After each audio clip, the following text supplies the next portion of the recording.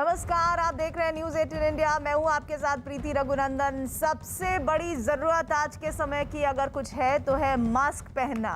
Mask को लेकर news 18 India campaign चला रहा है, #मास्क पहनो इंडिया। आप सभी से मैं अपील करती हूं कि अपने घर से अगर आप बाहर निकल रहे हैं तो मास्क जरूर लगाएं, क्योंकि आज के समय में अभी भी सावधानी ही सबसे बड़ा बचाव है। इसी के साथ आइए खबरों की शुरुआत करते हैं। आज की सबसे बड़ी खबर, एक दिन पहले कांग्रेस छोड़कर बीजेपी में शामिल हुए जितिन प्रसाद ने एक बार फिर दोहराया कि वो प्रधानमंत्री नरेंद्र मोदी की नीतियों से प्रभावित हैं और काफी सोच विचार के बाद ही बीजेपी में शामिल हुए हैं। कांग्रेस से बीजेपी में शामिल हुए जितिन प्रसाद पहले कई बार आपसी बातचीत में कह चुके थे कि कांग्रेस से बीजेपी में शामिल होना उनके लिए बहुत मुश्किल रहेगा, क्योंकि एक लंबी विरासत कांग्रेस पार्टी से इनके परिवार की जुड़ी रही है। हमारे साथ में है जितिन जी, क्या वजह है कि ये जो मुश्किल थी कांग्रेस से बीजेपी में जाना आसान कैसे हो गया? नहीं, ये निर्णय कठिन तो था ही। इसका 3 पीढ़ियों का साथ हो किसी पार्टी से तो जाहिर है कि बहुत लंबे सोच विचार के बाद लोगों से मंत्रणा, समर्थकों से राय और खुद की भी अंतरात्मा इस निष्कर्ष पे पहुंची कि मुझे ये फैसला उठाना पड़ा। लेकिन बार बार ये सवाल उठा कि आप पहले नाराज़ थे, आपको एक प्रभारी पद भी दिया गया बंगाल में, तो कहीं ना कहीं डिस्कनेक्ट है युवा नेताओं से, पार्टी आला कमान का, चाहे राहुल गांधी की बात करें, प्रियंका गांधी की बात करें या कांग्रेस नेतृत्व की बात करें। देखिए, मैं ये बता सकता हूँ कि ना मैंने कोई सौदे की राजनीति की है, जो दिया है उसका धर्म निभाया है।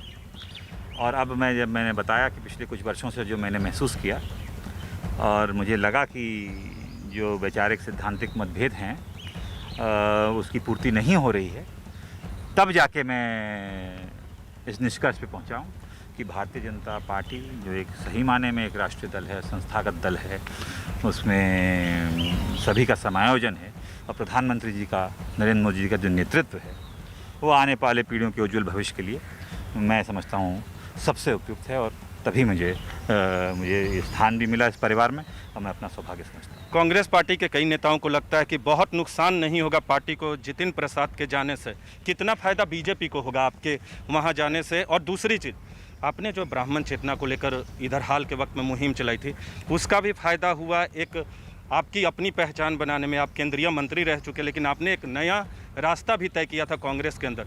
क्या उसको भी सपोर्ट पार्टी के अंदर से नहीं मिला जो आप चाहते थे कि सपोर्ट मिले?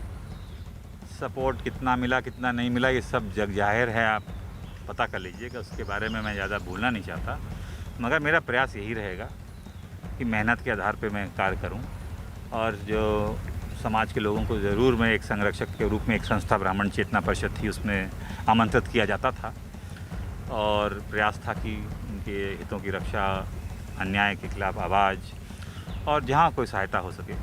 और अब मुझे लगता है कि भारतीय जनता पार्टी में सदस्यता ग्रहण करने के बाद मैं और उपयोगी साबित हो सकता हूं और उनके कार्य करने। एक संक्षेप में सवाल करूंगा, अंतिम सवाल है आपसे कि आपने कहा कि बीजेपी एकमात्र राष्ट्रीय पार्टी है, मुख्य विपक्षी पार्टी भी कांग्रेस पार्टी है, और ये बार बार आप लोग भी कहते हैं आपसी बातचीत में कि डेमोक्रेसी की मजबूती के लिए कांग्रेस को मजबूत होना भी ज़रूरी है, जैसे बीजेपी विपक्ष में मजबूती से अपने आप को रखती थी जब आप यूपीए सरकार में थे। कहाँ कांग्रेस की कमजोरी है, क्या कुछ करना चाहिए? ये मैं सवाल कांग्रेस के पूर्व नेता के नाते आपसे नहीं पूछ रहा हूँ, एक नेता के तौर पे पूछ रहा हूँ। नहीं, अब तो ये तो बात सही है कि एक सशक्त विपक्ष जरूरी होता है एक स्वस्थ डेमोक्रेसी के लिए, और दुर्भाग्य कि वो आज नहीं है। और जहाँ तक कांग्रेस की कमियां और उसके बारे में अगर आप मुझसे परसों पूछते तो मैं आपको रोड मैप बनाता।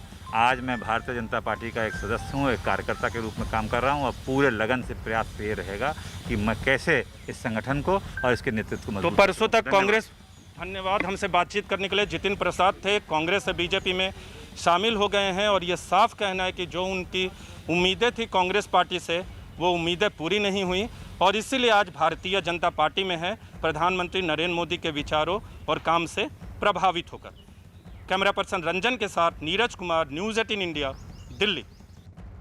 और दिल्ली से एक बड़ी खबर आ रही है। यूपी के मुख्यमंत्री योगी आदित्यनाथ दिल्ली में है और उनकी अमित शाह से मुलाकात हो रही है। कल योगी आदित्यनाथ का पीएम मोदी और जेपी नड्डा से भी मिलने का कार्यक्रम है और ये तस्वीरें उस दरमियान की जब योगी आदित्यनाथ मिलने के लिए जा रहे थे अमित शाह देश के गृह मंत्री से, और इस वक्त उनकी ये मुलाकात चल रही है।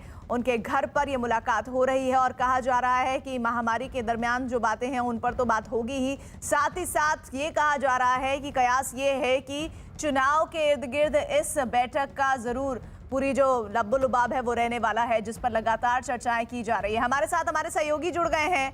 अजीत सिंह लखनऊ से लाइव है, यतेंद्र शर्मा अमित शाह के घर के बाहर से जुड़ रहे हैं। सबसे पहले यतेंद्र, आपका रुख अमित शाह और योगी आदित्यनाथ के बीच बैठक पर क्या खबर आ रही है इस वक्त? देखिए, बैठक लगातार चल रही है मुख्यमंत्री योगी आदित्यनाथ और गृह मंत्री अमित शाह की, और जो सूत्रों का दावा है वो ये है कि उन्होंने साफ तौर पर कहा है कि संगठन और सरकार में किसी भी तरह का फेरबदल का प्रस्ताव इस मीटिंग का एजेंडा नहीं है। जो मुख्यमंत्री योगी आदित्यनाथ और प्रदेश अध्यक्ष स्वतंत्र देव सिंह उनके नेतृत्व में ही चुनाव लड़ा जाएगा। जहां तक मीटिंग के मुद्दे की बात है तो मीटिंग जो कोरोना काल को लेकर जो मुख्यमंत्री योगी आदित्यनाथ ने जो काम किए और जो कोरोना काल को लेकर जो नुकसान उत्तर प्रदेश में हुआ है उसकी भरपाई कैसे हो, डैमेज कंट्रोल कैसे हो, और आने वाले समय में योगी सरकार की जो उपलब्धियां हैं वो जन जन तक कैसे पहुंचे, और कोरोना काल में उन्होंने जो काम किया है उसको सही तरीके से जनता की नाराजगी को दूर करने के लिए उन तक पहुंचाया जा सके, इस पर बात होगी। उसके साथ ही साथ तो दिल्ली एनसीआर में जो खासकर किसान आंदोलन का जो प्रभाव है और एक बेल्ट जो जाट बेल्ट के नाम से जानी जाती है जो जिले वो जो उन जिलों में किस तरह से पार्टी काम करेगी, क्योंकि वहां पर भी कई राजनीतिक चेंज हुए हैं, जिसमें एक बड़ा चेंज हुआ है कि चौधरी अजीत सिंह जो आरएलडी का नेतृत्व करते थे वो अब नहीं है। जयंत चौधरी कितना उस काम को संभाल पाएंगे, उनका प्रभाव उसमें कैसे रहेगा, और अगर प्रभाव उनका कम करना है या उनका वर्चस्व पूरी तरह से खत्म करना है तो पार्टी किस तरह से वहां पर काम करेगी, सरकार को कौन से ऐसे काम है जो वहां पर प्राथमिकता के साथ कराने हैं। और इसके साथ ही एक बड़ा जो बार बार एक मुद्दा उठाता है, ब्राह्मण विरोधी चेहरे होने का मुख्यमंत्री योगी आदित्यनाथ के ऊपर, उनकी सरकार के ऊपर इस तरह के आरोप लगाता है, उस पर भी किस तरह से वर्कआउट करना है, क्योंकि बड़ा नुकसान हो सकता है कि अगर जिस तरह का माहौल उत्तर प्रदेश में बनाया जा रहा है योगी सरकार के खिलाफ, तो उस पर भी काम करना है। तो ये सारे मुद्दे हैं जिन पर बात की जाएगी। हालांकि जितिन प्रसाद को ब्राह्मण चेहरे के तौर पर कल कांग्रेस से बीजेपी में शामिल कराया गया है, लेकिन आज भी एक तबका ये मानने को तैयार नहीं है कि ब्राह्मण नेता के तौर पर जितिन प्रसाद की उत्तर प्रदेश में पकड़ है। तो ये कई सारे इश्यूज ऐसे हैं राजनीतिक तौर पर जो बीजेपी को काफ़ी नुकसान भी कर सकते हैं, या बीजेपी अगर सही रणनीति के साथ आगे चलती है तो ये इशू उसको फायदे के तौर पर भी ले जा सकते हैं, क्योंकि केंद्र सरकार की तरफ से जो सूत्रों की अगर माने तो जो किसान आंदोलन चल रहा है उस दौरान इस बेल्ट में काफ़ी काम किए गए हैं, किसानों को उनकी फसल का उचित मुआवजा दिलाया गया। अभी कैबिनेट ने एमएसपी को लेकर नए प्रावधान तय किए हैं, तो उनका भी राजनीतिक तौर पर फायदा उत्तर प्रदेश में मिले, किसानों के बीच में सही मैसेज जाए। और जो योगी आदित्यनाथ ने जो खुद कोरोना पॉजिटिव थे उसके बाद वो ठीक होकर बिना कोई आराम किए, बिना कोई शांति से बैठे, वो उन्होंने पूरे प्रदेश का जिस तरह से दौरा किया और काफ़ी बड़ी संख्या में जो और उत्तर प्रदेश जैसे राज्य में बड़ा हाहाकार या बड़ा कहर मचा सकता था कोरोना, जिससे जितना मचाया उससे भी कहीं ज़्यादा, तो उसको लेकर जो कंट्रोल किया। तो इन सारे मुद्दों पर बात होगी कि ये सारे मुद्दे जनता के बीच में जाएं, पॉजिटिव तरीके से जाएं, जो नेगेटिव करने की जो बात चल रही है वो नेगेटिव पॉजिटिव हो, ये रोड मैप यहाँ पर बनाया जाएगा। बिल्कुल, और इसी के साथ ही अजीत, बैठक के अहम मुद्दे क्या हो सकते हैं? देखिए, बिल्कुल प्रीति, उत्तर प्रदेश के मुख्यमंत्री योगी आदित्यनाथ गए हैं, बड़े चेहरे हैं उत्तर प्रदेश की सियासत के, और ये बात केंद्रीय नेतृत्व बता चुका है कि अब योगी की ही अगुवाई में आगे चुनाव लड़ने हैं, आगे चुनाव में जाना है। प्रदेश अध्यक्ष स्वतंत्र देव सिंह हो या योगी आदित्यनाथ हो, कैसे समीकरण बैठेगा ये एक बड़ा मुद्दा होगा। जो आपको हमने पहले भी बताया कि जिन विधायकों ने अपने घर से बाहर नहीं निकले, कोविड कार्यकाल में अपनी विधानसभा में उन्होंने काम नहीं किया, जो रिपोर्ट आई है, सर्वे कराया जाएगा कि उनकी रिपोर्ट क्या है, किस तरह उन्होंने जनता के साथ व्यवहार किया है, तो उनके टिकट कटने पक्के हैं। यानी 40 से 50% ऐसे विधायक हैं जिनके टिकट कट सकते हैं। कई सारे ऐसे विधायक हैं जो सरकार में मंत्री हैं जिन्होंने कोविड के दौरान अपने घर से बाहर कदम नहीं रखा। तो एक मुद्दा ये होगा। दूसरा मुद्दा होगा पंचायत चुनाव में जीत का। आखिर वो कौन सी रणनीति सरकार बनाएगी कि ज्यादा से ज्यादा जिला पंचायत अध्यक्षों को जिता सके और ये एक मैसेज क्रिएट कर सके कि उत्तर प्रदेश में अभी भी योगी आदित्यनाथ का जो चेहरा है वो सबसे ज्यादा भरोसेमंद है, जिस तरह दूसरे राज्यों में इस्तेमाल किया गया है। योगी आदित्यनाथ की जीत का जो स्ट्राइक रेट है 70% से ज्यादा है जहां वो रैलियां करते हैं। तो इन सबको ध्यान में रखा जाएगा। और सबसे बड़ा मुद्दा ये भी होगा कि उत्तर प्रदेश में चूंकि आने वाले 6 से 8 महीने में विधानसभा चुनाव होना है, उसके पहले पंचायत चुनाव होने हैं, ये एक मुद्दा होगा। और जो यतीन कह रहे थे कि हमारे वरिष्ठ सहयोगी की कैसे जो निगेटिव है उसे कैसे पॉजिटिव किया जाए, यानी जो कुछ लोग नाराज थे या अलग से जो माहौल बनाया जा रहा था सरकार के खिलाफ उसको कैसे दूर किया जाएगा। तो इसका प्लान भी ऑलरेडी उत्तर प्रदेश के मुख्यमंत्री और संगठन, यानी जो उत्तर प्रदेश का संगठन वो बना चुका है। सरकार के मंत्री, सरकार के जो पार्टी के कार्यकर्ता हैं, पार्टी के पदाधिकारी हैं, उनको हर जिले में भेजा जा रहा है और लगभग 1 लाख कोरोना योद्धा, 97,000 गांव में निगरानी समितियां, हर निगरानी समिति में 2-2 बीजेपी के कार्यकर्ता। तो यही मैसेज देने की कोशिश की जाएगी कि आखिर सब कुछ आलिज बेल है और जो नाराजगी है वो दूर कर ली जाए। तो ऐसे बहुत सारे मुद्दे और कोविड की तीसरी लहर से कैसे उत्तर प्रदेश को बचाना है, 23 से 24 करोड़ की आबादी को कैसे सुरक्षित रखना है, ऑक्सीजन उत्पादन में उत्तर प्रदेश आत्मनिर्भर हो जाएगा अगले महीने तक, किसी की जान न जाए। बच्चों को 15 जून से हर घर में उत्तर प्रदेश के प्रीति, उत्तर प्रदेश के सभी गाँव में हर घर में बच्चों के लिए मेडिसिन किट 15 जून से सरकार देगी। बुरे दौर से न सिर्फ उत्तर प्रदेश बल्कि पूरा देश गुजरा है इस पीछे। अगर हम बीते दिनों की बात करें, यतेंद्र, इस बैठक के मायने क्या हैं? क्योंकि तीसरी वेव का खतरा बना हुआ है, 7 से 8 महीने के भीतर चुनाव की दस्तक है। ऐसे में क्या तैयारियां हो सकती है इस बैठक के इर्द गिर्द? देखिए, अगर इस बैठक के मायने की बात करेंगे तो बहुत महत्वपूर्ण मायने हैं इस बैठक के, क्योंकि काफ़ी दिनों से उत्तर प्रदेश में उठापटक या हलचल को लेकर राजनीतिक खबरें चल रही हैं कि उत्तर प्रदेश में फेरबदल हो सकता है। लेकिन इस बैठक से साफ हो जाएगा कि किसी भी तरह का फेरबदल नहीं होगा। न्यूज 18 इंडिया ने पहले ही खबर दी थी कि उत्तर प्रदेश में ना संगठन में फेरबदल होगा, ना सरकार में फेरबदल होगा। मुख्यमंत्री योगी आदित्यनाथ और प्रदेश अध्यक्ष स्वतंत्र देव सिंह के नेतृत्व में ही चुनाव लड़ा जाएगा। जब पहली बैठक की खबर आई थी कि प्रधानमंत्री नरेंद्र मोदी और संघ के सर कार्यवाह दत्तात्रेय होसवाले के साथ मीटिंग हुई, जिसमें अमित शाह भी थे, जिसमें जेपी नड्डा भी थे। उसके बाद न्यूज 18 इंडिया ने ही सबसे पहले संघ के अखिल भारतीय प्रचार प्रमुख सुनील अंबेकर का इंटरव्यू दिखाया था। उन्होंने साफ तौर पर खंडन किया था कि कोई भी बैठक ना संघ के सर कार्यवाह और प्रधानमंत्री मोदी के बीच में हुई है, ना उत्तर प्रदेश की सियासी जो हलचलें हैं उनको लेकर कोई भी बैठक हुई है। नहीं, साफ कर दिया था कि जो हलचलें हो रही थी सियासी गलियारों के बीच में, वो पूरी तरह से गलत थी। वो खंडन न्यूज 18 इंडिया पर अखिल भारतीय प्रचार प्रमुख सुनील अंबेकर ने किया था। तो उससे साफ है।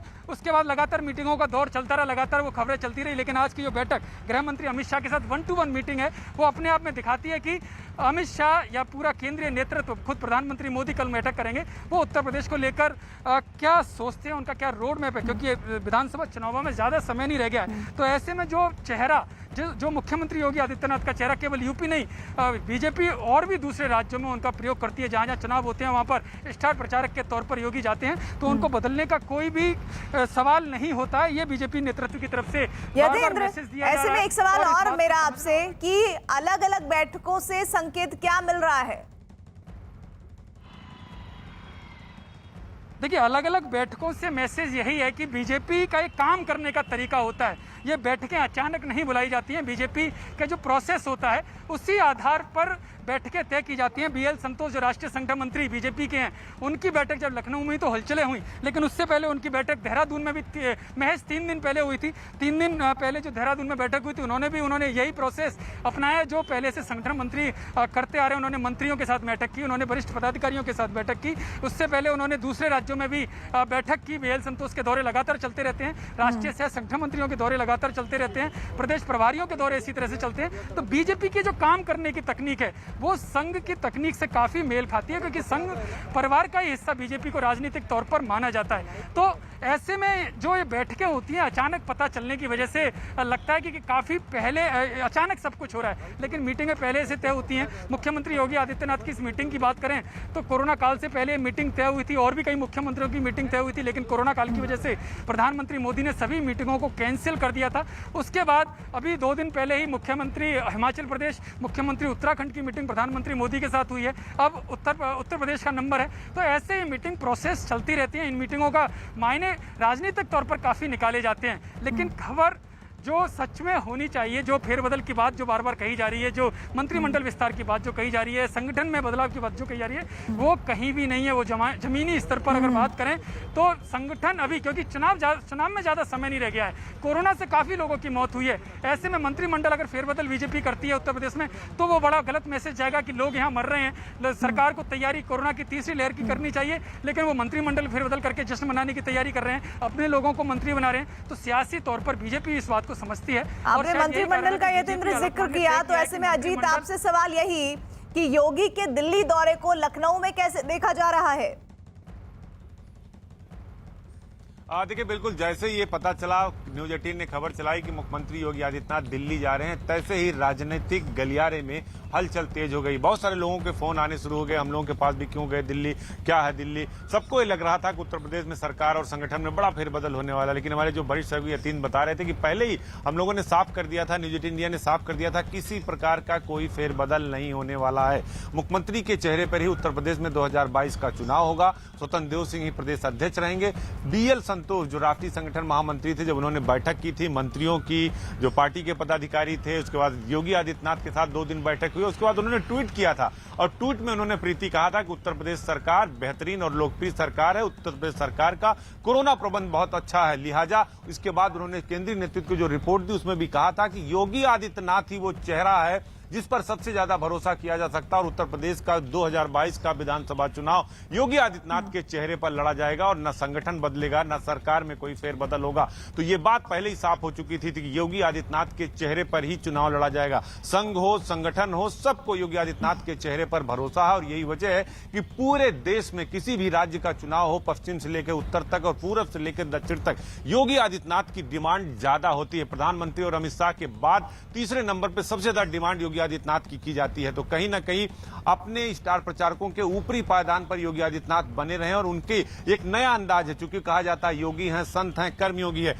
कोविड होने के बावजूद लगातार वो वर्चुअल मीटिंगें करते रहे प्रीति। उसके बाद कोविड जैसे ही निगेटिव हुआ, दूसरे दिन ही वो फील्ड में उतर गए और उन्होंने साबित किया उत्तर प्रदेश में कि जो बात बीके पॉल ने वीडियो कॉन्फ्रेंसिंग में कही थी, जिसमें प्रधानमंत्री से लेकर उत्तर प्रदेश के मुख्यमंत्री सहित कई राज्यों के चीफ मिनिस्टर जुड़े थे, बीके पॉल ने कहा था कि 15 मई तक उत्तर प्रदेश में 1 लाख केसेज रोज आएंगे, अनियंत्रित हो जाएगा उत्तर प्रदेश। लेकिन उसके बावजूद योगी आदित्यनाथ ने उत्तर प्रदेश को संभाला। उत्तर प्रदेश के 75 जिलों में सभी जिला अस्पताल में ऑक्सीजन प्लांट लगा दिए गए हैं, कई जगह चालू हो गए हैं। ऑक्सीजन उत्पादन में जुलाई के 15 जुलाई तक उत्तर प्रदेश आत्मनिर्भर हो जाएगा। केंद्र सरकार की योजनाएं, अब मजदूरों को देखिए, कल ही 230 करोड़ रुपए उन्होंने ट्रांसफर किया जो ठेला रेहड़ी मजदूर हैं। तो तीसरे वेव की तैयारी के लिए उन्होंने हर अस्पताल में पीकू वार्ड बना दिया, चाहे सामुदायिक केंद्र हो, जिला अस्पताल हो, मेडिकल कॉलेज हो। तो योगी आदित्यनाथ के काम पर किसी को कोई शक नहीं है, किसी को कोई संदेह नहीं है। यही वजह है कि उपलब्धियों की फहरिस्त बहुत लंबी नजर आ रही है। लेकिन यतेंद्र, बैठक को कितना समय हो चुका है और कोई जानकारी? देखिए, बैठक की बात करें तो आधे घंटे से ज़्यादा बैठक चल रही है। लेकिन आपको एक और जानकारी बता दूं, अभी कुछ देर पहले ही अनुप्रिया पटेल जो अपना दल की हैं वो यहाँ पर पहुंची, अमित शाह के यहाँ उनकी एंट्री हो चुकी है, यानी कि उनकी भी एक अलग से मीटिंग होगी क्योंकि विधानसभा चुनावों में ज़्यादा समय नहीं है। ऐसे में अनुप्रिया पटेल भी चाहती हैं कि उनका जो राजनीतिक अपना दल है, राजनीतिक दल, वो उसको लेकर जो गठबंधन पहले से ही तय हो जाए या उसको लेकर जो सीटों का बंटवारा हो वो उनको तय हो जाए। क्योंकि इस बार अनुप्रिया पटेल ने काफ़ी कोशिश की मंत्रिमंडल में जगह पाने की, ना उत्तर प्रदेश में जगह मिली ना केंद्र में जगह मिली। तो इस बार वो चाहती है कि पहले से ही समीकरण जो उत्तर प्रदेश के हैं, जो भी सरकार जिन घटनाओं को लेकर चिंतित है, उसका राजनीतिक तौर पर फायदा उठाया जाए। क्योंकि अनुप्रिया पटेल काफ़ी अहम साझीदार हैं और हालांकि सीटें कम रहती हैं उनके पास, लेकिन इसके बावजूद भी पिछली सरकार में वो मंत्री रहीं, इस सरकार में उनको नहीं बनाया गया। तो अभी अनुप्रिया पटेल यहाँ पर पहुंची हैं और कोशिश, जो सूत्र बता रहे हैं कि वो उत्तर प्रदेश विधानसभा चुनावों को लेकर वो भी अमित शाह से बात करेंगी। जी, और आइए कुछ और खबरों का रुख कर लेते हैं। इधर पंजाब के पटियाला में नवजोत सिंह सिद्धू के समर्थकों ने राज्य के मुख्यमंत्री कैप्टन अमरिंदर सिंह के घर के सामने सिद्धू के समर्थन में पोस्टर लगा दिए हैं। और इससे पहले कैप्टन अमरिंदर सिंह के समर्थकों ने राज्य के कई जिलों में कैप्टन के समर्थन में पोस्टर लगाए थे। यही नहीं, ये पोस्टर अमृतसर में भी सिद्धू के घर के बाहर भी दिखे हैं। तो ये दोनों पोस्टर्स आपको दिखा दें। देखिए, अमृतसर में अमरिंदर सिंह के लिए पोस्टर लगे हैं और अमरिंदर सिंह के घर के बाहर लगे हैं नवजोत सिंह सिद्धू के लिए पोस्टर। अमूमन इस तरह की पोस्टर वॉर विपक्षियों के बीच आप देखते होंगे, लेकिन सत्ता पक्ष में रहते हुए एक मुख्यमंत्री और दूसरे तमाम चाहतों के साथ वो नेता, उनके पोस्टर नजर आपको आ रहे हैं। तो पंजाब की सियासत में कांग्रेस के लिए ये एक अपने आप में जबरदस्त तस्वीरें हैं और चिंता का सबब भी हैं। पंजाब कांग्रेस में अब पोस्टर वार शुरू हो चुका है। नवजोत सिंह सिद्धू और कैप्टन अमरिंदर सिंह के समर्थक जो हैं वो पोस्टर के जरिए आमने सामने नजर आ रहे हैं। एक तरफ अमृतसर, जो नवजोत सिंह सिद्धू का गढ़ है, वहां पर कैप्टन अमरिंदर सिंह के समर्थकों ने पोस्टर लगाए हैं और ये कहा है कि कैप्टन तो एक ही होता है। तो वहीं कैप्टन अमरिंदर सिंह के घर में पटियाला में नवजोत सिंह सिद्धू के समर्थकों ने पोस्टर लगा दिए और ये कहा कि सारा पंजाब नवजोत सिंह सिद्धू के साथ पूरा पंजाब जो है वो नवजोत सिंह सिद्धू के साथ है और गुरु साहब की बेअदबी की इंसाफ की मांग जो है वो कर रहा है। और अब इस समय चंडीगढ़ में खड़े हैं। चंडीगढ़ में कांग्रेस के मुख्यालय में ये तस्वीर आपको नजर आएगी। इस तस्वीर में भी कांग्रेस के कैप्टन अमरिंदर सिंह के जो समर्थक हैं उनकी तरफ से ये पोस्टर लगाया गया है, कैप्टन तो एक ही होता है, captain Amarinder Singh, captain for 2022। ये अक्षय शर्मा जो प्रेसिडेंट ऑफ NSUI के हैं उनकी तरफ से ये पोस्टर लगाया गया है। तो पोस्टर वार के जरिए लगातार नवजोत सिंह सिद्धू और कैप्टन अमरिंदर सिंह आमने सामने नजर आ रहे हैं। इससे पहले ट्विटर पर नवजोत सिंह सिद्धू लगातार कैप्टन अमरिंदर सिंह पर निशाना साधते रहे और सिद्धू ने ट्विटर के जरिए कैप्टन अमरिंदर सिंह पर आरोप लगाया था कि बादल परिवार के साथ कैप्टन अमरिंदर सिंह मिलकर काम करते हैं, 75-25 का रेशो के हिसाब से काम करते हैं और अभी तक इसीलिए ड्रग्स और बेअदबी मामले में कैप्टन अमरिंदर सिंह इंसाफ नहीं दिलवा पाए हैं। पंजाब में मुख्यमंत्री कैप्टन अमरिंदर सिंह और नवजोत सिद्धू के बीच में जो तनातनी चल रही है उसको लेकर हाई कमान ने अपनी तरफ से यत्न किए थे और एक कमेटी बना दी गई थी, वो बात अलग है। लेकिन मुख्यमंत्री के शहर में नवजोत सिद्धू के जो समर्थक हैं उनके द्वारा कुछ ऐसे बोर्ड लगाए गए हैं जिसके चलते ये कहा गया है कि पूरा पंजाब नवजोत सिद्धू के साथ। आप देख सकते हैं कि जो नवजोत सिंह सिद्धू के या उनकी पत्नी नवजोत कौर सिद्धू के समर्थक हैं उनके द्वारा ऐसी टी-शर्ट पहनी गई है जिसमें साफ लिखा है सिद्धू के साथ पूरा पंजाब, और कुछ ऐसे बोर्ड भी लगाए गए हैं जिनमें साफ तौर पर आप देखेंगे कि नवजोत सिंह सिद्धू, उनकी पत्नी और उनके समर्थकों की फोटो लगी हुई है। जो होर्डिंग लग रहे हैं, बोर्ड लग रहे हैं, उनको लेकर पंजाब कांग्रेस की जो धड़ेबंदी है, गुटबंदी है, उसको लेकर भी सवाल खड़े हो गए हैं कि जब इतने लेवल पर पार्टी के द्वारा मसला सुलझाने की बात की जा रही है तो एक दूसरे के बारे में ऐसे होर्डिंग लगाने का अक्सर मकसद क्या है। पटियाला से मनोज शर्मा, न्यूज़ 18। दो तस्वीरें इस वक्त आपके सामने पंजाब के अमृतसर में देखिए किस तरह से कैप्टन अमरिंदर सिंह के लिए पोस्टर लगाए गए हैं। वहीं दूसरी तरफ पटियाला में कहा जा रहा है कि अमरिंदर सिंह के घर के बाहर इस तरह के पोस्टर नवजोत सिंह सिद्धू के लगा दिए गए हैं। तो जबरदस्त तरीके से ये अपने आप में सियासत, कांग्रेस पार्टी और शीर्ष नेतृत्व पंजाब की नजर आ रही है, जहां एक तरफ दोनों ही दिग्गज नेताओं के समर्थकों ने एक दूसरे के विरोधी इलाकों में पोस्टर लगा दिए हैं, वहीं दूसरी तरफ कांग्रेस का जो शीर्ष नेतृत्व है उसके सामने भी बड़ी अपने आप में विकट स्थिति होगी कि किस तरह से दोनों ही जो चेहरे हैं बड़े पंजाब के, उनके सामने इनको ही सुलझाना एक बड़ी चुनौती होगी। पंजाब के पटियाला में नवजोत सिंह सिद्धू के समर्थकों ने राज्य के मुख्यमंत्री कैप्टन अमरिंदर सिंह के घर के सामने सिद्धू के समर्थक में पोस्टर लगाए हैं और वहीं इसी तरह से नवजोत सिंह सिद्धू के भी पोस्टर लगे हैं। हमारे साथ हमारे सहयोगी नीरज जुड़ रहे हैं। नीरज से हम सीधे रुक कर लेते हैं। नीरज, पंजाब में पोस्टर लगाने का क्या मामला है ये? देखिए, मामला तो वही है जो हाल के महीनों में तल्खी बढ़ी है अमरिंदर सिंह और नवजोत सिंह सिद्धू के बीच में, और उसी के बाद इस तरह के पोस्टर आए हैं, चाहे पटियाला की बात करें या अमृतसर की बात करें या फिर चंडीगढ़ की बात करें। लेकिन सवाल यह है कि आज ही 3 सदस्यीय कमेटी जो कि पार्टी आला कमान की तरफ से गठित की गई थी, उन्होंने अपनी रिपोर्ट सबमिट कर दी है सिद्धू और अमरिंदर सिंह के बीच जो तनाव है, जो तल्खियाँ हैं उन तमाम मसलों पर, और देखना होगा कि उस रिपोर्ट पर क्या कुछ आला कमान की तरफ से फैसला लिया जाता है। देखिए, अब चुनाव दूर नहीं है, जनवरी में चुनाव की घोषणा कर दी जाएगी पंजाब और बाकी 4 राज्यों के विधानसभा के चुनाव के लिए, और उससे पहले कांग्रेस पार्टी को अपने घर के अंदर की लड़ाई को सुलझाना होगा, क्योंकि अमरिंदर सिंह के चेहरे से अलग हट के कांग्रेस पार्टी मौजूदा में इस स्थिति में नहीं है कि वो चुनाव लड़ सके, और नवजोत सिंह सिद्धू को कुछ न कुछ तो देना होगा। हमारी एक कांग्रेस के वरिष्ठ नेता से बात हो रही थी, उनका कहना था कि हो सकता है कि पंजाब के लिए कैंपेन कमेटी जो बनाई जाए उसके चेयरमैन के पद पर नवजोत सिंह सिद्धू को बैठाया जा सकता है, यानी कैंपेन कमेटी का चेयरमैन नवजोत सिंह सिद्धू को बनाया जा सकता है। इस बात की संभावना से इनकार नहीं किया जा सकता, क्योंकि अमरिंदर सिंह डिप्टी सीएम का पद नवजोत सिंह सिद्धू को देने को तैयार नहीं। एक और बात जो कमेटी, एक बात और अब बता दूं, जो रिपोर्ट दी गई है कांग्रेस अध्यक्ष सोनिया गांधी को, उसमें एक बहुत महत्वपूर्ण बात सामने आई है कि सभी नेताओं ने नवजोत सिंह सिद्धू को पॉपुलर तो माना है, लेकिन उसमें किसी नेता ने उनके पक्ष में खड़े होकर बात नहीं की, यानी कोई गुटबंदी नवजोत सिंह सिद्धू के साथ नहीं है, गुटबंदी नवजोत सिंह सिद्धू को के पक्ष में नहीं है और अमरिंदर सिंह के खिलाफ नहीं है। नाराजगी जरूर है अमरिंदर सिंह से, जो आमतौर पे एक पार्टी के अंदर होती है, एक मुख्यमंत्री के खिलाफ होती है। यानी कि अभी कह रहे नीरज की शब्दों की बाजीगरी होना एक अलग बात है, लेकिन जनता का आधार, जनाधार होना एक अलग बात है। जो नवजोत सिंह सिद्धू के मामले में उन्हीं के समर्थन में जो लोग खड़े हो रहे हैं वो भी खुलकर ठीक से नहीं कह पा रहे हैं। पंजाब मामले पर बनी कांग्रेस कमेटी के सदस्य हरीश रावत के मुताबिक आंशिक रिपोर्ट सौंप दी गई है और जो हिस्सा रह गया है उसमें भी आज फाइनल कर दिया जाएगा। पंजाब कांग्रेस की रिपोर्ट की अगर बात की जाए तो कब सबमिट किया जाएगा? हमने आंशिक रूप से पेश कर दी है, थोड़ा सा कुछ हिस्सा रह गया है, हम उसको भी आज फाइनल कर देंगे। तो शब्दों की बाजीगरी होना अलग बात है और जनता के बीच अपनी पकड़ होना अलग बात है। नवजोत सिंह सिद्धू के बारे में यही कहा जा सकता है क्या नीरज? बिल्कुल, शब्दों की बाजीगरी होना अलग बात है और कार्यकर्ता का समर्थन होना, क्योंकि जब आप नेता होते हैं, अमरिंदर सिंह जैसे नेता एक दिन में नहीं बनते किसी भी राज्य में, क्योंकि आपके साथ एक विरासत होती है, पार्टी संगठन होता है और बहुत सारे ऐसे कार्यकर्ता होते हैं, पार्टी के दूसरे स्थानीय नेता होते हैं जिनके ऊपर जो आप पर विश्वास करते हैं। नवजोत सिंह सिद्धू जाहिर सी बात है भारतीय जनता पार्टी से कांग्रेस में आने के बाद आपको याद होगा कि एक कांग्रेस का कार्यक्रम था, उसमें ज़बरदस्त और ज़ोरदार भाषण दिया था कांग्रेस अध्यक्ष, तत्कालीन कांग्रेस अध्यक्ष राहुल गांधी भी बहुत प्रभावित हुए थे और कांग्रेस के तमाम नेताओं के अंदर जोश भरने का काम किया था, जो कि सिद्धू की काबिलियत है।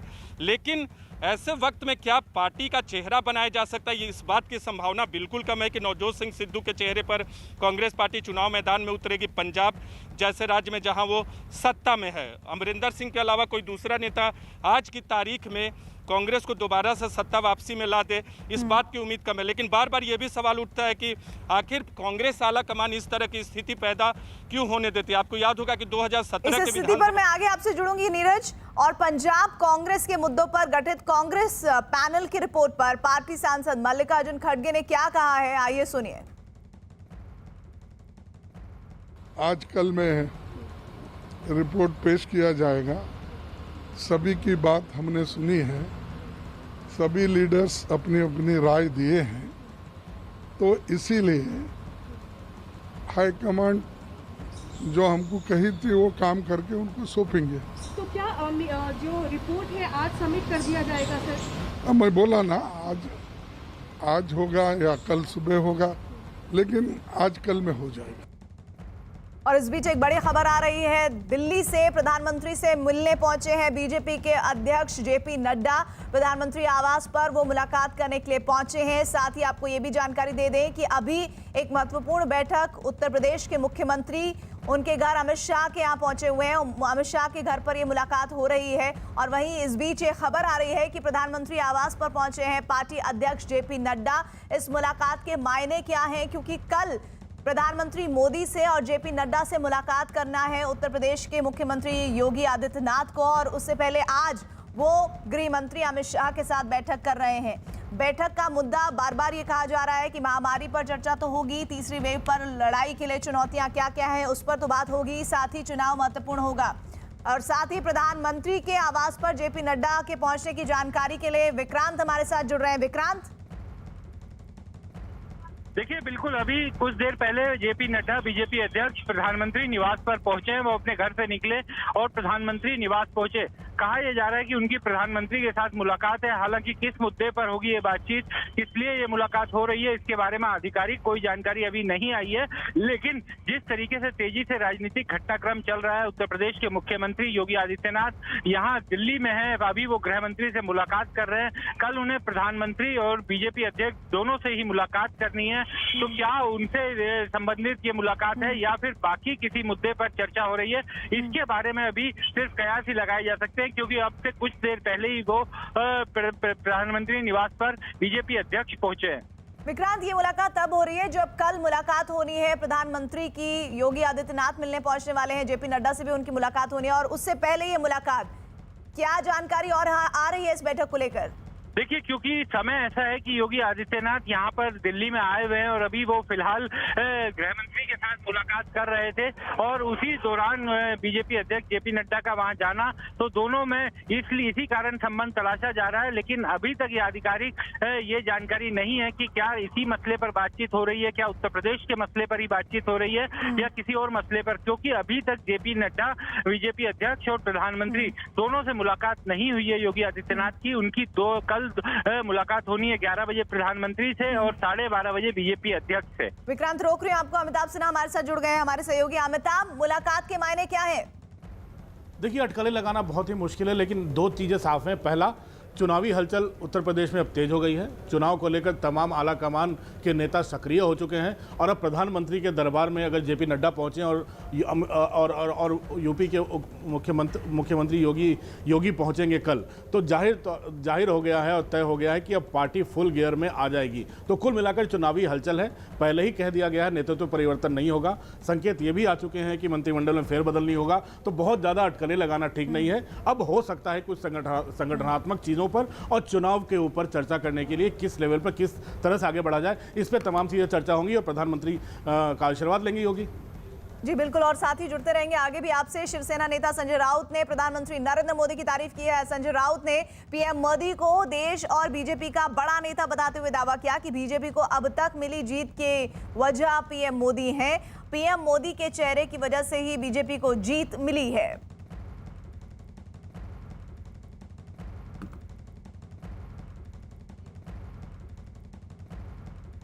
मी आजही असं मानतो की नरेंद्र मोदी हे भारतीय जनता पक्षाचे आणि देशाचे सगळ्यात मोठे नेते आणि गेल्या 7 वर्षात भारतीय जनता पक्षाला जे यश प्राप्त झालेलं आहे ते नरेंद्र मोदी यांच्या चेहऱ्यामुळेच प्राप्त झालं, हे नाकारता येणार नाही, हे स्वीकारलं पाहिजे। अमिताभ, संजय राउत के इस बयान का असर पड़ेगा? देखिए, इसको सीधे 2 लाइनों में समझाया जा सकता है। बहुत पुरानी हिंदी फिल्म का गाना है जो मैंने पहले ही बताया था, इशारों को अगर समझो राज को राज ही रहने दो। इशारा काफ़ी था जब 1-to-1 मुलाकात हुई थी उद्धव ठाकरे की प्रधानमंत्री के साथ। अब संजय राउत कह रहे हैं प्रधानमंत्री सर्वमान्य नेता हैं, चुनाव जीत कर आते हैं, कार्यकर्ता उनके फोटो को देखकर चेहरे को लेकर आगे बढ़ते हैं। तो जाहिर तौर पर एक जो तलखियाँ जो दिख रही थी, मुझे लगता है वो तलखियाँ अब दूर होती नजर आ रही हैं और जब बर्फ पिघलती है तो आगे क्या होता है अंदाज़ा लगाना मुश्किल नहीं है। तो यानी कि आप ये कह रहे हैं कि संकेत अच्छे हैं दोनों ही पार्टी के लिए, चाहे वो बीजेपी हो शिवसेना हो। विवेक हमारे साथ जुड़े हुए हैं। विवेक, इस बयान के मायने क्या है? जब देश के प्रधानमंत्री नरेंद्र मोदी ने ये ऐलान किया था कि सभी को फ्री वैक्सीनेशन दी जाएगी, तब संजय राउत ने बोला था कि ये इससे काफी अच्छा है। दूसरा मौका ये था कि जब उद्धव ठाकरे और प्रधानमंत्री नरेंद्र मोदी से 10 मिनट अकेले में मिले थे, तब संजय राउत ने बोला था कि माहौल बदल रहा है। और आज जब संजय राउत शिवसेना के सांसद है, वो नासिक में बयान देते हैं कि प्रधानमंत्री नरेंद्र मोदी एक बड़ा चेहरा है, बड़े नेता है देश के और सबसे बड़ी पार्टी के सबसे बड़े नेता है। तो कहने के देखिए जो 3 इवेंट है वो अपने आप में कहानी बता रहे हैं कि आने वाले दिनों में जो महाराष्ट्र की राजनीति है वो किस तरफ जाएगी। हालांकि सारी जो बातें हैं वो अभी कोई कॉन्फ्लिक्ट बातों से नहीं पा रही है, लेकिन जो दशा और जो दिशा बनाई जा रही है शिवसेना की तरफ से, वो कहीं ना कहीं ये साफ तौर पर कहीं दे रही है कि जो बीजेपी के खिलाफ पहले वो काफी ज्यादा वायलेंस होकर बात करते थे, काफी ज्यादा कुछ बोलते थे, अब उनकी जो लैंग्वेज है शिवसेना की पूरी तरह से बदल चुकी है। 3 इवेंट मैंने आपको बताया, 3 इवेंट में जो संजय राउत गदावर नेता है शिवसेना के, वो जब 6 से 7 महीने पहले उनकी जो भाषा थी बीजेपी को लेकर और प्रधानमंत्री नरेंद्र मोदी को लेकर, वो बिल्कुल डिफरेंट थी। लेकिन ये 3 इवेंट मैंने आपको बताया, वो 3 इवेंट में संजय राउत की भाषा एकदम पूरी तरीके से बदल चुकी है। आपको बताना चाहेंगे शिवसेना सांसद संजय राउत महाराष्ट्र के दौरे पे गए हुए हैं। आज उनका पहला दिन था, नासिक में थे और नासिक में जब उन्होंने इतना बड़ा बयान दिया कि नरेंद्र मोदी एक बड़ा फेस है, देश की बड़ी पार्टी के बड़े नेता है और हर एक चुनाव उन्हीं के चेहरे पर ही जीता जा रहा है। तो कहना कि तो बदले से विवेक बता रहे हैं कि जनाब नजर आते हैं। अमिताभ, अभी आपने कहा कि इशारों को अगर समझो तो राज को राज रहने दो, अगर इस राज से पर्दा हटाए तो आगे क्या होगा? देखिए, संजय राउत पत्रकार रह चुके हैं, सामना के संपादक रह चुके हैं और सामना ऐसा मुखपत्र था जो शिवसेना का मूड भी दर्शाता था और शिवसेना क्या करने वाली है इसके भी संकेत देता था। और संजय राउत ही वो पहले सांसद थे जिन्होंने तलखियों को लेकर अपनी बयानबाजी शुरू की थी। अब उद्धव के मुलाकात के बाद संजय राउत टोन डाउन हुए हैं। अगर संजय राउत इस तरह की बयानबाजी करने लगे हैं, अगर प्रधानमंत्री की तारीफ उन्होंने आज कर दी है, तो अब इशारा अब मुझे लगता है राज पर से पर्दा हटना शुरू हो गया है। तो इसके लिए खतरे की घंटी किसके लिए समझे? देखिए, खतरे की घंटी अब सबने पहले ही कहा है कि पूरी जो महाविकास अघाड़ी है उसकी चाबी शरद पवार के पास है। लेकिन आपने ये भी देखा होगा, जो तस्वीर सामने आई थी, महाविकास अघाड़ी के नेता शरद पवार से देवेंद्र फडणवीस जाकर मिले थे और काफ़ी देर अकेले उन्होंने मुलाकात की थी। तो कई बार होता है सूत्रधार किस डोर किस हाथ में रख रहा है, ये भी लोगों को राजनीति में अटकलें लगाना बड़ा मुश्किल होता है। तो कुल मिलाकर निशाने पर सबके मुझे लगता है कांग्रेस ही होगी और कांग्रेस ही होगी। इसलिए मुझे लगता है आने वाले दिनों में अब देखते हैं इसका पटाक्षेप क्या होता है। लेकिन फिलहाल रहस्य से पर्दा धीरे धीरे हटना शुरू हो गया है। तो पर्दा हटे उससे पहले विवेक, संजय राउत के बयान पर कोई प्रतिक्रिया? देखिए, इस मामले संजय राउत ने जो बयान दिया है उससे अभी तक बीजेपी की तरफ से या फिर कोई प्रतिक्रिया नहीं आई है। लेकिन दोनों ही पार्टी एक दूसरे को जो टोन था, जिस तरह से अमिताभ जी बता दें, टोन पूरी तरह से सॉफ्ट डाउन हो चुका है। हमें भी सोचा था कि 6 महीने पहले शिवसेना का जो टोन था वो काफी ज्यादा एग्रेसिव था। बीजेपी को लेकर शिवसेना काफी ज्यादा एग्रेसिव थी, हर एक पॉइंट पर खुलकर बोलती थी। लेकिन 6 महीने बाद जो टोन था शिवसेना का पूरी तरह से टोन डाउन हो गया है, पूरी तरह से सॉफ्ट हो गया है। 3 इवेंट मैंने आपको बताया, तीनों इवेंट में जो शिवसेना के बड़े नेता है और सांसद है संजय राउत, उन्होंने तीनों इवेंट में कहीं ना कहीं बीजेपी और प्रधानमंत्री नरेंद्र मोदी की तारीफ की है। आज तो उन्होंने पूरे भरी प्रेस कॉन्फ्रेंस में बोलते हैं कि नरेंद्र मोदी देश के बड़े चेहरा है, बीजेपी बड़ा चेहरा है और हर एक चुनाव उन्हीं के चेहरे पर जीता जा रहा है। तो कहने के आप समझिए कि जो समीकरण है वो धीरे धीरे बदलता जा रहा है, क्योंकि एक तरफ जहाँ उद्धव ठाकरे प्रधानमंत्री से लगातार 10 पद अकेले मिलते हैं, काफी ज्यादा सुबगाहट हो जाती है महाराष्ट्र में कांग्रेस और एनसीपी को लेकर कि आखिरकार दोनों अकेले में क्या बातचीत हुई, क्यों मीटिंग हुई। दूसरी तरफ जब प्रधानमंत्री ये ऐलान करते हैं पूरे देश में जो वैक्सीनेशन है वो फ्री होगी, उसको लेकर शिवसेना बोलती है कि काफी महत्वपूर्ण स्टेप है और इसके तो स्वागत करते हैं। और जब मीटिंग हुई थी तो संजय राउत एक ऐसे इकलौते नेता थे जिन्होंने साफ तौर पर न्यूज 18 इंडिया के कैमरे पे कहा था कि पूरा माहौल अब बदल रहा है। तो आप समझ सकते हैं कि जो संजय राउत की जो भाषा है और जो स्टेप है, जो जिस तरीके से बातें कर रहे हैं, उससे साफ कहने की ये जाहिर हो रहा है कि जो महाराष्ट्र की जो राजनीति है वो समीकरण पूरा बदल रहा है। और जिस तरह से अमिताभ जी भी कह रहे थे कि इसमें सबसे ज्यादा नुकसान होगा तो वो तो ऐसे में सवाल अमिताभ जी मेरा आपसे, विवेक जिस बात को उठा रहे हैं कि महाराष्ट्र में महाविकास अघाड़ी के भविष्य पर एक बड़ा प्रश्न चिन्ह है इस बयान के बाद। देखिए, एनसीपी बार बार पहले भी संकेत दे चुकी है कि हम बीजेपी को समर्थन करेंगे। पिछली बार याद होगा जब शिवसेना ने फिर खुलकर सामने आई थी, जब एनसीपी ने कहा था हम समर्थन करेंगे, जब पिछली बार देवेंद्र फडणवीस ने सरकार बनाई थी। अब इस बार भी एनसीपी इस तरह के संकेत दे चुकी है, लेकिन अजीत पवार रास्ता बदल लिए वापस चले गए। अब बात आती है शरद पवार क्या करेंगे। शरद पवार के संबंध दोनों तरफ ठीक हैं। तो फंसता कौन है? कांग्रेस। महाविकास अघाड़ी में शिवसेना आगे बढ़ी, कांग्रेस आगे बढ़ी, दोनों एक बेमेल गठबंधन है, दोनों की विचारधारा बिल्कुल अलग है।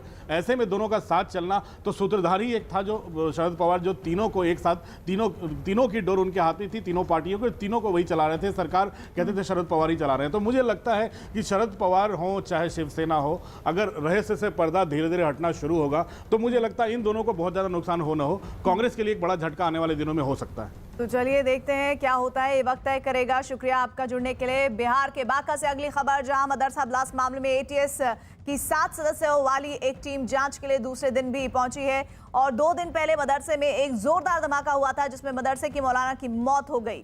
इस मामले में कल भी एटीएस की टीम ने वहां जाकर जांच की। तो बिहार के बांका से इस वक्त की बड़ी खबर, और ये पूरा जो मामला है वो एटीएस की तफ्तीश से जुड़ा हुआ है। एटीएस की 7 सदस्यों वाली एक टीम जांच के लिए दूसरे दिन भी वहां पहुंची है। 2 दिन पहले ही मदरसा में एक जोरदार धमाका हुआ था जिससे मदरसा के मौलाना की मौत हो गई थी। इस मामले में कल भी एटीएस की टीम ने वहां जाकर इन्वेस्टिगेट किया था और एक बार फिर से वो टीम यहां पर पहुंची है और धमाके वाली जगह पर तफ्तीश कर रही है। बांका के मदरसे में हुए धमाके के बाद राज्य की सियासत में हलचल शुरू हो गई है। इस घटना को लेकर बीजेपी ने क्या कहा, सुनिए। मस्जिद में जो विस्फोट हुआ है इसकी उच्च स्तरीय जांच हो। साथ ही यह अब स्पष्ट हो गया है कि मदरसा में केवल धार्मिक और आतंकवाद की शिक्षा दी जाती है। मदरसा में विस्फोट यह साबित करता है कि वहाँ आतंकवादी गतिविधियां चल रही है, वहाँ आतंकवाद का पाठ नौनिहालों को पढ़ाया जाता है। चंद्रमोहन, क्या खबर इस बारे में? बिल्कुल, देखिए साफ तौर पर वहाँ के एसपी ने कहा है कि जो बांका में मदरसे में ब्लास्ट हुआ था उस मामले में अब तक जो जांच में बातें सामने आई है उसमें कहीं से भी टेरर एंगल या फिर कोई बड़ा धमाका अब तक सामने नहीं आया है, और जो भी वहां पर मिला है वो लोकल बम, जो देसी बम होता है, उसके कुछ साक्ष्य वहां पर मिले हैं। और उस मामले में जिनसे भी जांच हुई है या फिर अब तक बातें हुई है, उसमें यही बातें सामने आई है। लेकिन सबसे बड़ा सवाल ये है कि आखिर ये विस्फोटक उस मदरसे में पहुंचा कैसे, ये भी सबसे बड़ा सवाल है, जिसका जवाब अभी पुलिस के पास नहीं है। और इस बीच एनआईए की भी जांच करने की बात सामने आ रही है। तो जब एनआईए की टीम वहां पर पहुंचेगी, उसके बाद साफ होगा कि आखिर इस बम के यहाँ पहुंचने की हकीकत क्या थी। और साथ ही एटीएस भी इस पूरे मामले की जांच कर रही है, जो कुछ दिन बाद अपना रिपोर्ट सौंपेगी। उसके बाद यह साफ हो पाएगा कि आखिर यहाँ पर ये विस्फोटक कैसे पहुंचे, किसने लाया और कितने की संख्या में यहाँ विस्फोटक मौजूद थे। क्योंकि ये बात सामने आ रही है कि वहां पर एक कंटेनर मौजूद था और जिसमें धमाका हुआ और उसके बाद ये मदरसा ध्वस्त हुआ है और एक आदमी की मौत हुई है। आधा दर्जन से ज्यादा लोग घायल हैं। जो घायल थे वो छुपकर इलाज करा रहे हैं। पुलिस उनको भी तलाश रही है और साथ ही पुलिस यह भी तलाशने की कोशिश कर रही है। एटीएस कड़ी में कड़ी। कुछ और इन्फॉर्मेशन है बांका के मदरसे में हुए ब्लास्ट के मामले में हिंदुस्तानी अवाम मोर्चा के अध्यक्ष जीतनराम मांझी की तरफ से ट्वीट किया गया है, जिसमें उन्होंने लिखा है कि गरीब दलित जब आगे बढ़े तो नक्सली, गरीब मुसलमान जब मदरसे में पढ़े तो आतंकी। भाई साहब, ऐसी मानसिकता से बाहर निकलिए, ये राष्ट्र की एकता और अखंडता के लिए ठीक नहीं। हम बांका बम विस्फोट की घटना की उच्च स्तरीय जांच की मांग करते हैं।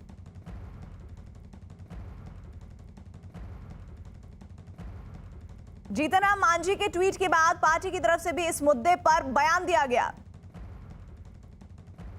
गरीब मुसलमान जब मदरसे में पढ़ने जाता है तो वही तबका उनको आतंकवादी कहता है। ऐसे तबके के लोगों से आग्रह है कि अपनी विकृत मानसिकता से बाहर निकलिए, ये राष्ट्र हित के लिए खतरनाक है। बांका की घटना की हिंदुस्तानी अवाम मोर्चा उच्च स्तरीय जांच की मांग करता है।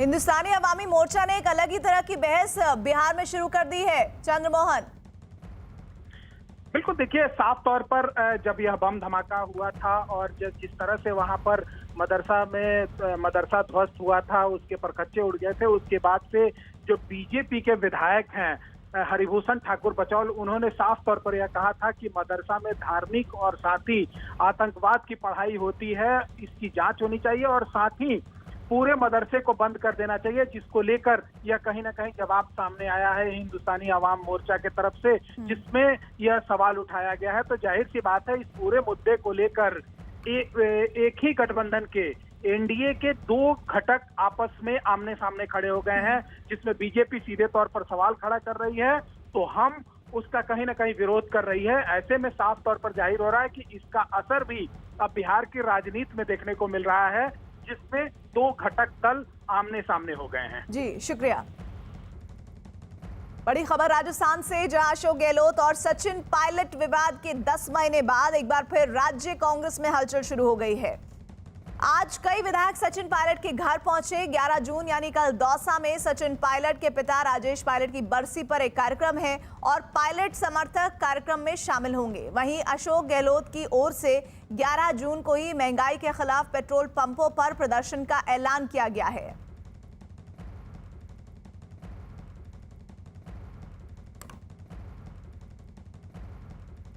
और परिवहन मंत्री प्रताप खाचरियावास ने सचिन पायलट के मसले पर कहा, पार्टी नेतृत्व और अशोक गहलोत मिलकर मुद्दा सुलझाएंगे। खाचरियावास ने दावा किया कि ये परिवार का मामला है, जब एक बार साथ आ गए तो ये समस्या भी सुलझाएंगे।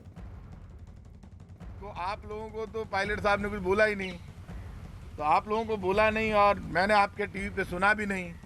ये हमारे परिवार का मामला है, कब क्या कैसे होगा ये तय करना ऑल इंडिया कांग्रेस कमेटी का, हमारे प्रभारी अजय माकन जी का, चीफ मिनिस्टर अशोक गहलोत जी का, गोविंद डोटासरा जी का, ऑल इंडिया कांग्रेस कमेटी का काम है। जब परिवार में सब एक हो गए तो वो रास्ते भी निकल जाएंगे और जो भी वो तय करेंगे वो सब हो जाएगा। और सचिन पायलट से मिलने पहुंचे कांग्रेस विधायक मुकेश भाकर ने पार्टी में रहकर ही मांग उठाने की बात की है। मुकेश भाकर हैं कांग्रेस विधायक, सचिन पायलट से मिलकर अभी लौटे हैं। मुकेश जी, पिछले 10 महीने पहले जब आप लोगों ने नाराज़गी जताई थी, सुलह कमेटी बनी थी, आप लोगों से कुछ वादे किए थे, क्या हुआ वो पूरे नहीं हुए?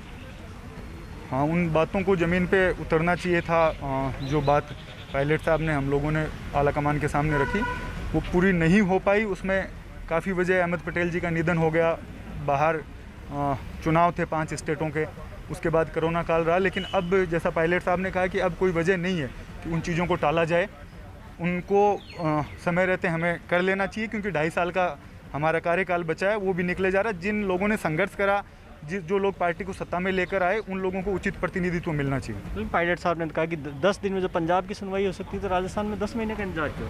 उन्होंने ठीक बात रखी है वो, और आलाकमान से वो बातचीत हो रही है उनकी आपस में। तो मुझे लगता है कि अब उस बात को पायलट साहब बात करके उसके बाद ही हमें बताएंगे कि कहाँ तक बात पहुँची है। तो उन्होंने जो बात रखी है वो सही रखी है, मैं इस बात के पक्ष में। भंवर जितेंद्र सिंह ने भी कहा कि जो वादा किया वो निभाना चाहिए। भंवर साहब सीनियर लीडर है, मैंने पहले भी बोला आपको, उन्होंने कहा है तो बहुत सोच समझ के कहा है, और वो आला कमान के भी टच में है, यहाँ लोगों के भी टच में है। उस बात को उन्होंने जो ज़मीन पे जो उनको अलवर में लगती होगी, राजस्थान में घूमते हुए लगती होगी, उस बात को उन्होंने उठाया। भवानी हमारे साथ हमारे सहयोगी जुड़े हैं। भवानी, बरसी में शामिल होंगे कार्यकर्ता या 11 जून को महंगाई के खिलाफ जो पेट्रोल पंपों पर प्रदर्शन हो रहा है, उसका ऐलान हो रहा है, उसमें शामिल होंगे? देखिए प्रीति, यही सबसे बड़ा सवाल है। और जो प्रदेश कांग्रेस का कार्यक्रम तय किया गया है 11 को हर बार सचिन पायलट के पिता की बरसी का कार्यक्रम बड़े पैमाने पर होता है, और ये शायद कांग्रेस भी जानती थी। लेकिन शायद इस कार्यक्रम को तय करने के पीछे मकसद भी यही था कि पायलट के समर्थन में विधायकों की भीड़ को रोकना।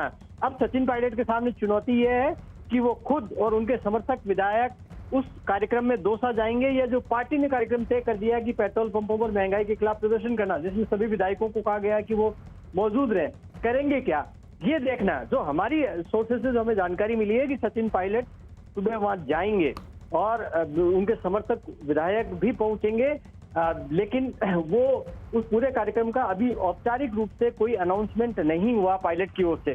अब कांग्रेस दूसरी तरफ अभी कोशिश में लगी हुई है किसी तरीके से कि वो कार्यक्रम बड़े पैमाने पर नहीं हो, जिससे फिर एक बार संदेश नहीं जाए जो 1 साल पहले गया था। 1 साल पहले प्रीति याद करना होगा कि इसी 11 जून को पायलट समर्थक बस्ती के कार्यक्रम में दौसा पहुंचे और वहां से सीधे हरियाणा के मानेसर पहुंच गए होटल के अंदर, और जहां पर फिर उसके बाद में बाड़ेबंदी हो गई।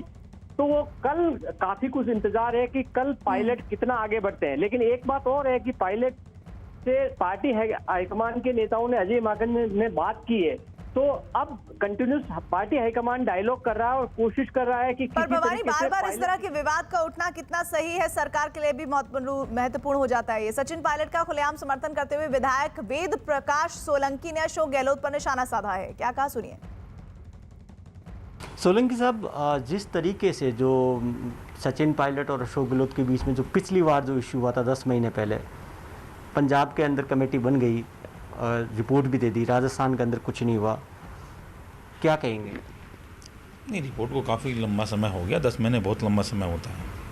जब हमारी 5 साल की सरकार है उसमें 10 महीने में अगर रिपोर्ट नहीं आई, अभी तक ये तय कर नहीं पा रहे कि करना क्या है। लेकिन हमारा कुछ करें या नहीं करें, मैं बार बार यही कहना चाहता हूँ कि कम से कम मंत्रिमंडल का विस्तार तो ज़रूर करना चाहिए था, जिससे सरकार का विकेंद्रीकरण होगा, मंत्री ज़्यादा मिलेंगे तो इससे कार्यकर्ताओं का ही फायदा होगा। कार्यकर्ता उनको आसानी से मिल सकते हैं। तो सबसे ज़्यादा अगर कोई सफ़र कर रहा है तो प्रदेश की जनता भी कर रही है और कांग्रेस के कार्यकर्ता भी कर रहा है, अपनी जगह महसूस कर रहा है। तो ये तो समय रहते करना चाहिए। क्या लगता है क्यों नहीं हो पा रहा है? अब ये तो आलाकमान ही बता सकते हैं या माननीय मुख्यमंत्री जी बता सकते हैं कि भाई क्यों नहीं हो पा रहा है, क्यों नहीं कर पा रहे हैं। लेकिन हमने बार बार समय समय पे ये बात कही भी है कि जल्दी से जल्दी करें तो अच्छा होगा, कांग्रेस के कार्यकर्ताओं के लिए अच्छा होगा। और जो ये नियुक्तियां वगैरह करी जा रही हैं, धीरे धीरे कर भी दी हैं और भी करी जा रही हैं, तो कांग्रेस कार्यकर्ताओं को महत्व देंगे तो कांग्रेस के जो कार्यकर्ता जो उदास घूम रहे हैं उनमें संचार का संचार। क्योंकि अगर ये फैसला और नहीं करते हैं या आलाकमान या मुख्यमंत्री, कोई आगे की रणनीति है? देखिए, अभी तक आगे की कोई रणनीति नहीं है, लेकिन रणनीति साफ है कि जो पायलट साहब निर्णय लेंगे मैं तो उनके साथ हूँ। जो भी वो निर्णय लेंगे, जिस तरह से भी लेंगे, मैं पायलट साहब के साथ हूँ। और एक ही बात है, उद्देश्य ये की है कि उद्देश्य पायलट साहब के साथ में लोग कहते हैं भाई पायलट साहब के साथ ही क्यों।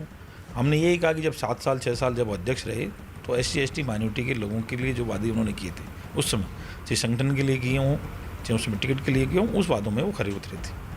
और हालांकि कांग्रेस नेता गोविंद सिंह ने अशोक गहलोत और सचिन पायलट के बीच विवाद पर बनाई गई कमेटी के बारे में बोलने से इनकार किया। मेरी सबसे होती है, आपसे भी दिन में 4 बार होती है, अजय माकन जी से होती है, मुख्यमंत्री जी से होती है, पायलट साहब से होती है, सब पार्टी के लीडर से, हमारे और विपक्ष के लीडरों से भी बातें होती रहती है, ऐसी कोई बात नहीं है। लेकिन जो मेरे क्षेत्राधिकार में है मैं उसी प्रश्न का जवाब देता हूँ। कांग्रेस विधायक रामनिवास गावड़िया ने सचिन पायलट से मिलने के बाद क्या मांग की है, ये भी सुनिए। रामनिवास गावड़िया आज सचिन पायलट से मिलकर अभी निकले हैं। रामनिवास जी, सचिन पायलट ने जो मसला आप लोग जिस वक्त बगावत हुई थी, आपकी एक सुलह हुई थी और एक सुलह कमेटी बनी थी, उसकी रिपोर्ट अब तक नहीं आई है। क्या कब तक इंतज़ार है और क्यों नहीं आ पा रही है?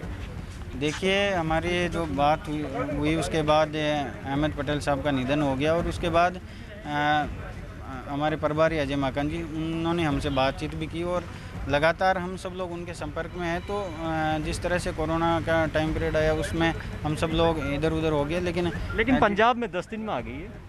बिल्कुल, देखिए उसी बात पे हम आज आप लोगों के समक्ष ये मीडिया से मुखातिब होने का हमें मौका मिला और हम यही बात कह रहे हैं बार बार कि अगर पंजाब में 10 दिन में हो सकता है तो राजस्थान में 10 महीने में क्यों नहीं। सचिन पायलट के साथ है? बिल्कुल, हम सचिन पायलट जी के साथ हैं, पहले भी साथ थे, आगे भी साथ रहेंगे।